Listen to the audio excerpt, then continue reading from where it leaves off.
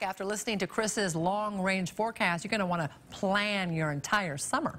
Yes, and there are some strong signals that we are heading into another tricky one for wildfires. I know we will be sort of holding our breath for this. This is the extended forecast from the Centers for Climate Prediction. They release this on the third Thursday of every month. We're looking at June, July, and August. And temperature-wise, a fairly strong signal that throughout the western United States, we are going to be looking at above average temperatures for that time period. We have had one above average summer after another here in the Northwest. Looks like we're going to do it again. Add to that a signal of below average precipitation, not quite as strong, but boy, that has certainly been the trend summer after summer. Of course, what makes this especially nerve-wracking for me, I'm thinking, we have had a very wet spring. The fine fuels are especially lush, I have noticed, around the region. So we have all that greenery, then we start drying out, and that becomes the fuel for our fires. So Great Lake weather, fantastic for recreation, and if you love the sun, we've got that in spades.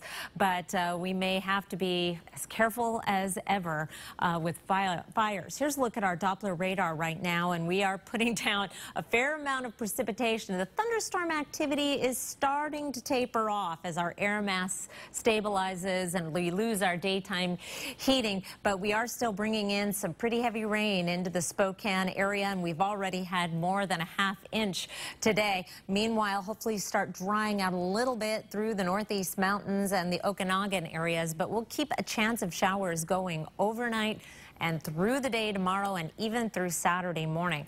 Here's a look at our satellite and radar, a broader view. We have an area of low pressure here that cut off from the main jet stream, and it looks like it is going to be hunkering down.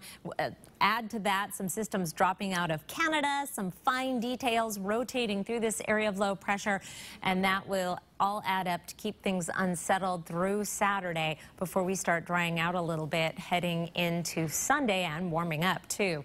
On our national satellite and radar, we have got some feisty storms all the way through Tornado Alley. The central, southern, northern plains, severe thunderstorms in many states happening at this hour. Meanwhile, high temperatures across the nation, 90s today in Dallas and San Antonio, 94 in New Orleans. The high today in Spokane, 63. I couldn't find a cooler reading on the map. It was 67 in Seattle and Portland today, 69 in Boise. Here is your 7-day forecast. Showers tomorrow. Possibly some thunderstorms, mainly over the higher terrain. Some morning showers in Spokane on Saturday. Sunday, looks like we're going to dry out and warm up. And then some hit-and-miss showers and possible thunderstorms next work week. But we're also heading back up into the 80s. Nadine? All right. Thank you, Kris, for that.